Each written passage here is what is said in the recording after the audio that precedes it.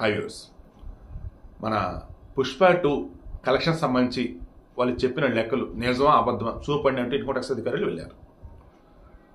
దిల్ రాజుకు సంబంధించి మన గేమ్ చేంజర్ సినిమా సంక్రాంతికి వస్తున్నాం, దానికి సంబంధించి ఏంటి మరి లెక్కలు చూపండి అని చెప్పేసి వెళ్ళారు. పుష్ప 2 నిర్మాతలు అయిపోయారు, గేమ్ చేంజర్ నిర్మాతలు అయిపోయారు. మరి డైరెక్టర్ సుకుమార్ పుష్ప 2 ఏమయ్యా ఎంత ఇచ్చినారు నీకు, ఏంది కథ, లెక్కలు చూపు. రామ్ చరణ్తో ఇప్పుడు 16వది, రామ్ చరణ్ 16వ సినిమా, కియారా అద్వానీ అండ్ బుచ్చిబాబు రామ్ చరణ్. ఆ సినిమా సంబంధించి వెంకట సతీష్ కిలారి అని చెప్పేసి విజయవాడ అతనంట, భారీ బడ్జెట్ అంట అది.